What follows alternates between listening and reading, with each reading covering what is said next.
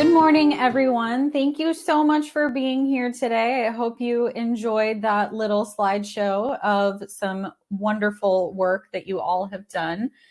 We're going to get started in just a moment, and I just wanted to give you a quick overview of Hopin, which is the platform that we're using today.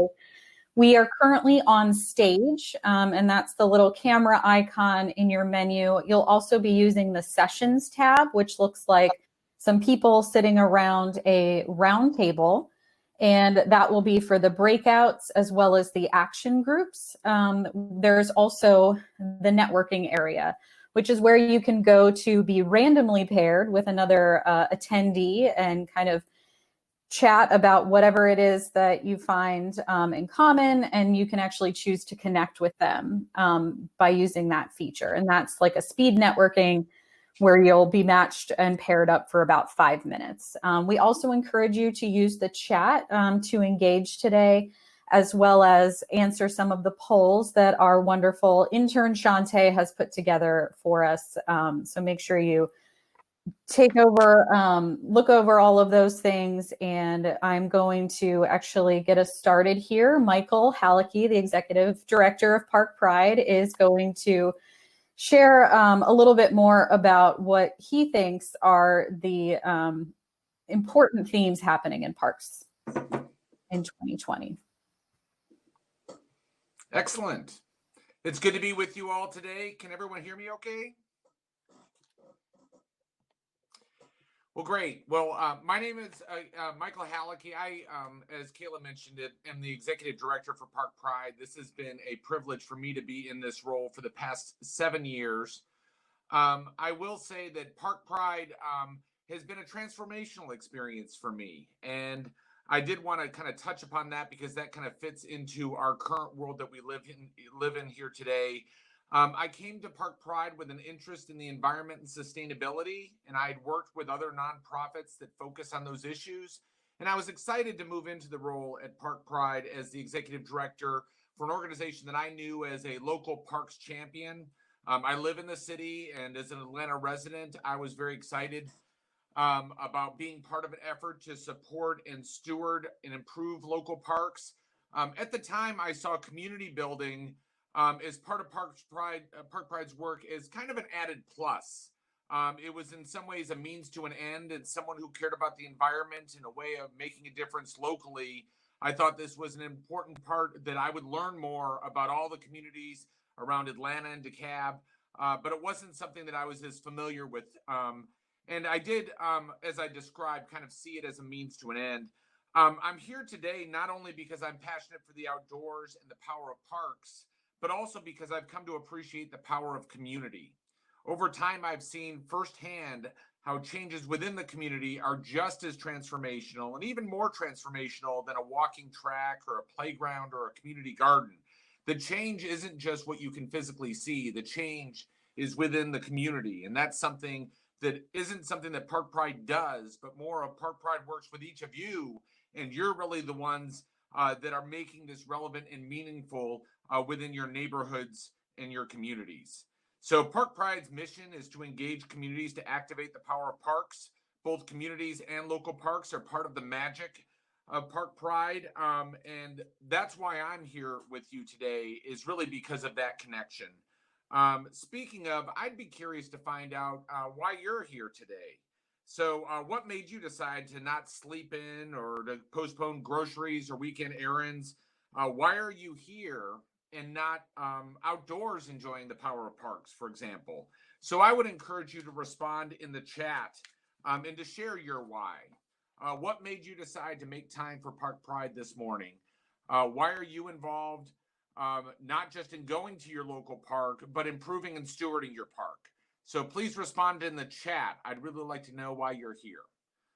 Regardless of the reason, I want to sincerely thank you for being here and spending your time with us this morning, with Park Pride staff, our invited panelists, and with each of you, the broader parks community. Over the next 2 hours, I hope to reward that investment of time so you walk away with a renewed sense of purpose and energy for your work at the local level and how that connects to something bigger. Over the coming year, you're going to hear a lot from Park Pride talking about the new case for parks. In fact, we've decided to make the new case for parks the theme of next year, our second virtual Parks and Green Space Conference on May 4th. So it's really easy to remember. May the 4th be with you, and may you be with us on May 4th. So what do we mean by the new case for parks? What do you think of when you hear the new case for parks? I'd like to know. Please share your thoughts in the chat. What has changed in the world around us this year? And what has changed in our parks? Are local parks more important or less important than they were before? If they're more important, how has the way that we use parks changed? And over time, we're going to talk about this idea of the new case for parks and to look at the pandemic and how COVID-19 has changed things as people have been cloistered in their homes and why people have been going out. I could put a lot of data out to you today. I will mention that earlier this year, we shared that there was a 66% increase in park usage since the pandemic, at the same time that we saw a decrease in trips to work and retail and about a constant level of trips to grocery stores. So people are going to parks more. There's more people going and experiencing parks. I frequently hear from folks who talk about the local park near where they live that they never really discovered before since the pandemic, but they found that it's part of how they get through the world and what makes their life better as a result. So we know that people are using parks more frequently, but I think that in some ways our experience and our relationship with local parks have changed. One way that they've changed is that signature park that everybody wants to go to, they either want to go during off-peak times or they're shifting their focus to more local parks. So we're finding that our usage of parks have changed. I'm reminded of the Yogi Berra quote that nobody goes there anymore. It's too crowded. I also think that there is a hunger that people have for access to nature. And access to nature also does not just mean the great nature parks that we have in the city, but they're nature close to where I live. And our parks fit into that very basic and fundamental idea of getting outdoors and connecting with nature. I also am reminded, Ravonda Cosby with Arabian Mountain Alliance shared with me recently that she happened upon two teens that shared that they were on a date. And we've always seen parks as a location to go for a date and an outing and things along those lines, places to connect with people. But the point here was the fact that some of the different places that would be those other date night experiences, the going to a movie or going to get coffee, that people are looking for experiences outdoors. And so parks are fulfilling a larger role within people's lives, serving functions that were other times used in different ways. And those types of changes in use and also the people that are using our parks are going to fundamentally change the case for parks moving forward. And kind of on that idea of, again, on a more fundamental level, I'd ask you to do one last thing for me. I'd ask you to close your eyes. So close your eyes and picture a happy place. And by happy place, I'm talking about a place that brings you joy. So just take a moment with me and picture that place and picture kind of what is in your surroundings, what is the sense of that experience. And now open your eyes, and I'd ask for you to, once again in the chat, share what's the place that you pictured. And also, there's no points against you if it isn't your local park, but I'm curious to hear what your responses are. And I will share, when I do this exercise in person, I often ask people to raise their hands after they've got that area in their mind, if that place is a place that's outdoors. And then I ask people to open their eyes and to look around them, and we see how much people identify places that are outdoors that make them happy. So when we think about the new case for parks, again, we can think about the impact of the pandemic. We can look at issues that have come together with the death of George Floyd and the increased visibility for racism in our country, in ways that parks are an equalizer, that everyone should have access to a park where they live. They should have access to nature where they live. But on a fundamental level, just think about the idea that people are happier when they're outdoors, that parks make people happy. And also the idea that having places that make you happy where you live are more important than they ever were before. There's a nature pyramid that I talk about occasionally that looks at kind of a hierarchy of national parks, state parks, and local parks. And local parks are that basic level that you can go to multiple times per week and per month. They're the everyday time spent in parks, whereas your state parks are places that you might go to once a month. And a national park might be something you only get out to a couple of times a year.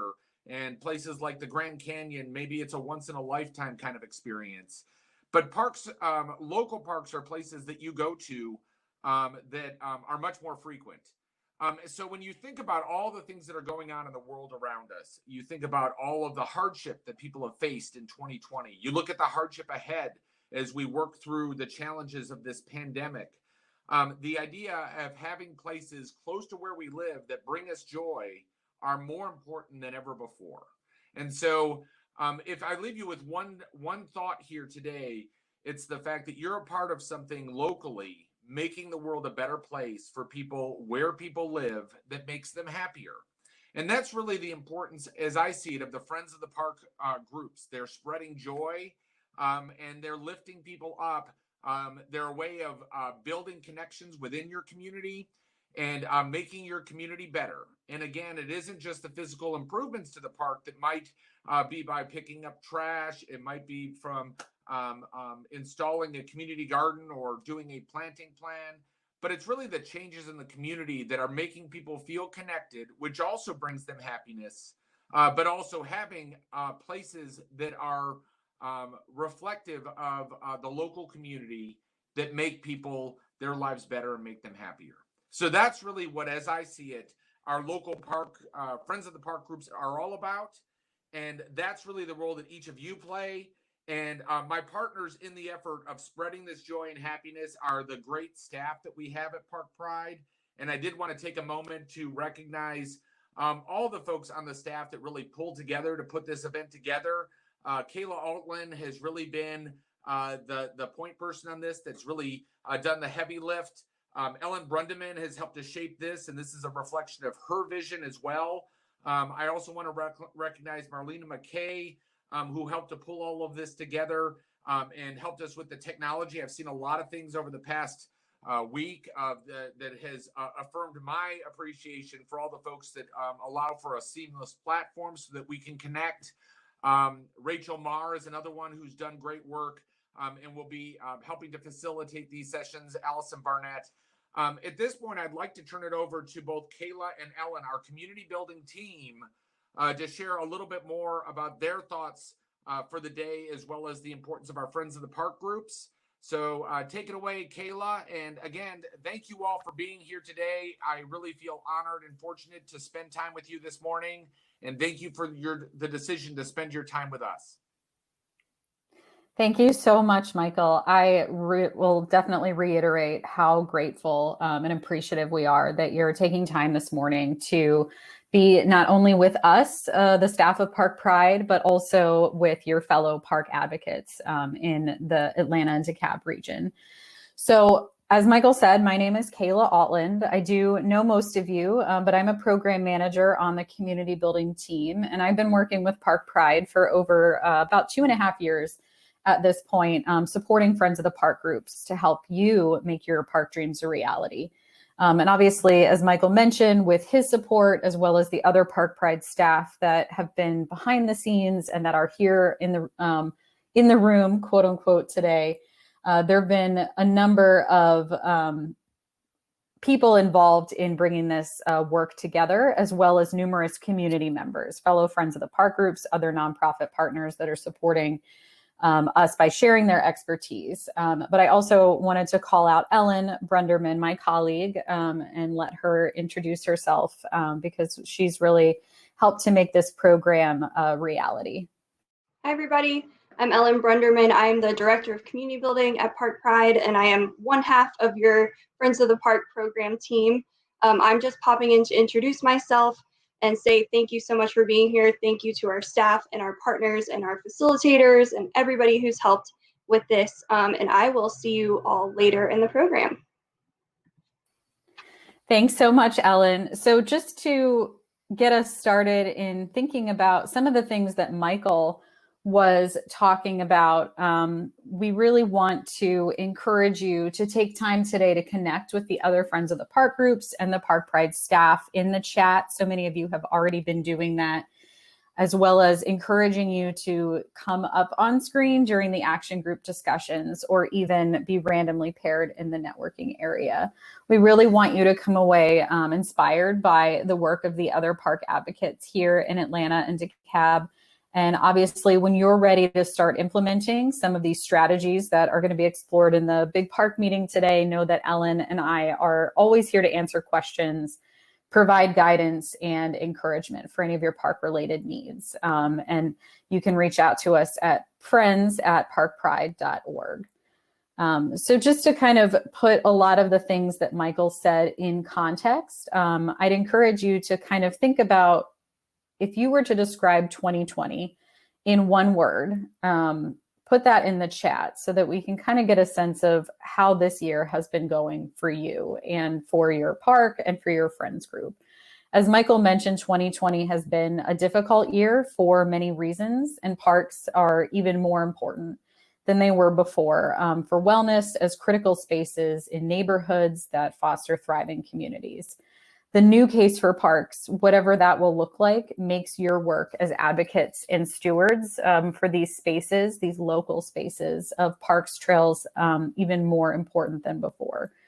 2020 started off with a bang in terms of park volunteerism, with over 10 groups and 300 people coming out to serve parks on Martin Luther King Jr. Day across our service areas. And although many volunteer days were canceled due to the pandemic, many of you found new ways to promote park stewardship by hosting socially distanced invasive plant removal, providing guidance for individuals and families to safely pick up litter in the parks, or even highlighting the principles of pack in, pack out to support the parks departments in your joint efforts to keep the parks beautiful.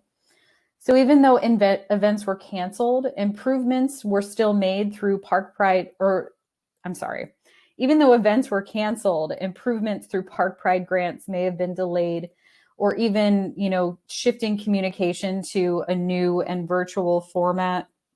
Despite these initial setbacks, you have persevered, adapted, and still managed to gain new members, develop new and collaborative partnerships, and continue to share your love for your parks and community.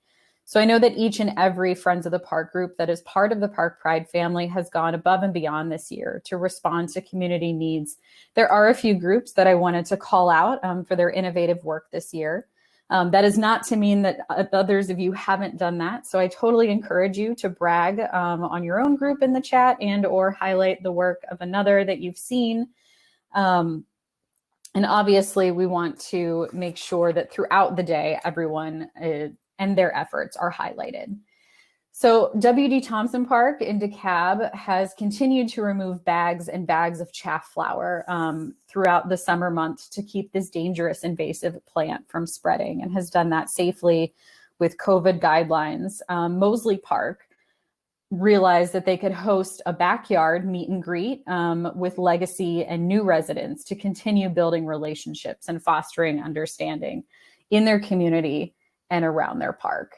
Little Creek Farm Conservancy shifted their annual Horse Fest event, that is their biggest fundraiser and generally draws in over 4,000 people, to an online auction that actually made over $5,000. Sidney Marcus, Friends of Sidney Marcus Park, collaborated with other organizations to actually host the first food drive in the park. And that's now going to be continued quarterly to help fill those critical food shortages happening in our region. And then also I wanted to highlight Friends of Underwood Hills Park, who hosted a back to school event to develop awareness about the group and the park as well. So these things are all very important ways that others have found to deal with some of the challenges. But, there's also the small things that matter as well. Friends of West Manor continue to communicate with park users to learn more about the importance of a walking trail in the park, which led to a Park Pride grant application. The Conservancy at Historic Washington Park continued to host their annual Jamboree with Atlanta Beltline Partnership, dubbed Jamboree in a Box, which included handing out useful items for the community like masks, pet food, and fresh food, to also fun items like art kits and virtual fitness options. They also provided helpful information for homeowners, renters, and those looking for a job. Blackburn Park, which is in Brookhaven, continued to move forward with their small change grant to add pollinator plants and other plantings to their community garden for all to enjoy. And lastly, Friends of Peters Park advocated for an accessible swing to be included in their new playground design. So I hope that those ideas, as well as the ones that you've been sharing in the chat, as well as what you learn in the breakout sessions and the action groups, will sort of inspire you to continue those ripples of positivity that have been happening despite many of the challenges of limited activity and various other issues that you've come across in your park. So in response to continuing to provide you with the best service, we have shifted to all virtual meetings, but we also wanted to add peer support calls. We added more informal green space gatherings that some of you joined us for, and online workshops to our normal Friends of the Park programming. And so despite the virtual fatigue of those Zoom calls, you're still here this morning, and you continue to show up for each other to share advice, build connections, and provide emotional support. Most importantly, from this year, we as the Park Pride staff have learned from you the importance of resilience in the face of adversity to continue serving your parks, your communities through parks and green space. So as we head into 2021, and originally I was going to say potentially ease back into volunteering, but I know that COVID numbers are going back up right now. But as we go into 2021 and kind of think differently about volunteering, in-person events, and come to terms with the fact that we might never go back to quote unquote normal, we're going to continue looking to you for ideas and inspiration to guide your efforts in this significant work. So tell us in the chat how you hope to create ripples of positivity in your community moving into 2021. And until then, we hope that you will be present, open, and curious as you attend the breakout sessions and participate in the action group discussions today. So just to finalize, before we move into those, you can access the breakouts in the sessions tab on the left-hand side of the screen. That again is the people sitting around a table. And then after those have concluded, there'll be a 10-minute break where you can use the networking function. And I encourage you to do that if you'd like to meet someone new. After the break, we'll go back into the sessions area to join an action group that is associated with your breakout, or you can choose a new topic if you'd like. And then finally at 11:10, you can join us back here on the stage, and we'll close out the program with Ellen and Inspiration Award winners to finalize the day. So if you have any questions or need any assistance during the event, I would say just put it in the chat, and there are plenty of Park Pride staff members that will be able to help you. So enjoy the breakouts, and I encourage you to spread joy this morning.